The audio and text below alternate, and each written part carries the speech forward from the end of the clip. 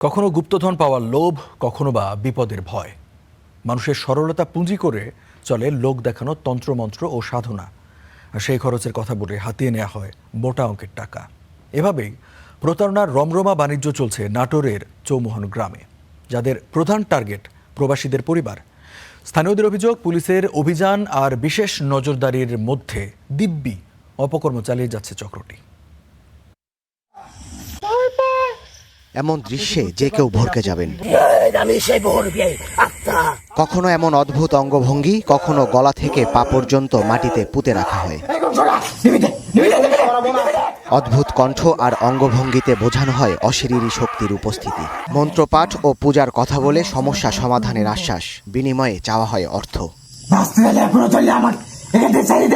এসবই জিনের বাদশা পরিচয়ে প্রতারণার ফাঁদ। অর্থ হাতিয়ে নেয়ার পদ্ধতিটি বেশ পুরনো হলেও সম্প্রতি নাটোরের চৌমোহন গ্রামে চলছে প্রতারকদের রমরমা ব্যবসা, যাদের কাজই জিনের বাদশা, তান্ত্রিক বা কবিরাজ পরিচয়ে প্রতারণা। সামাজিক যোগাযোগ মাধ্যমেও চালানো হয় অলৌকিক ক্ষমতার প্রচার, আর প্রধান টার্গেট বিদেশে থাকা ব্যক্তিদের পরিবার।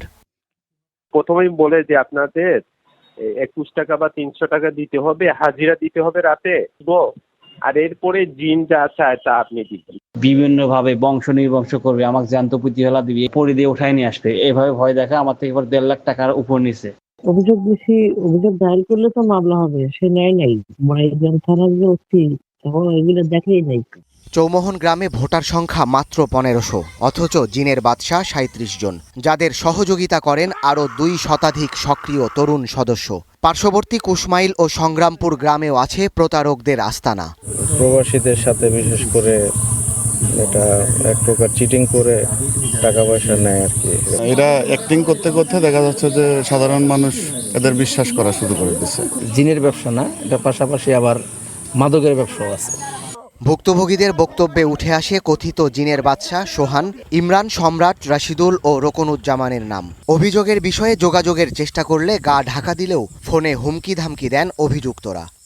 আমার ইনকাম নাই, এই গুরুজি যা দেয় ওখান থেকে আমি প্রতি মাসে 50 লাখ টাকা খালি দানি করি। আমার নামে তোকে মামলাই নেবে না। যত থানা, পুলিশ, তারপর র্যাব, বিডিআর যত জায়গায় যা আছে শয়তানি শেষ করার পরে আমাকে কল দেন, ঠিক আছে ভাইজান? অভিযোগ আছে একসময় দিনমজুর থাকা এই পেশাদার অপরাধীরা এখন প্রতারণার মাধ্যমে কোটি কোটি টাকার মালিক হয়েছে। এই গ্রামে এমনও মানুষ আছে, এই চৌমোহন গ্রামে, যে দিন মজুরের কাজ করতো, তারা এখন 3 লাখ 4 লাখ টাকার মোটরসাইকেল নিয়ে ঘুরে বেড়ায়। রাতারাতি যা বলে যে মানে ধনী হওয়া। পুলিশ বলছে এরই মধ্যে চৌমোহন গ্রামে চালানো হয়েছে অভিযান। এছাড়া প্রতারক চক্রের সদস্যদের আইনের আওতায় আনতে রয়েছে বিশেষ নজরদারি। এই ঘটনার পর থেকে আমরা সেখানে সতর্ক দৃষ্টি রাখছি আমাদের পুলিশ প্রশাসনের পক্ষ থেকে। তারপরেও যদি কোনো ধরনের কেউ আশঙ্কা বোধ করে বা কোনো প্রতারণার শিকার হয়, তাহলে তাদেরকে আমরা বলবো কি যে পুলিশ প্রশাসনকে তথ্য সেটি জানাতে।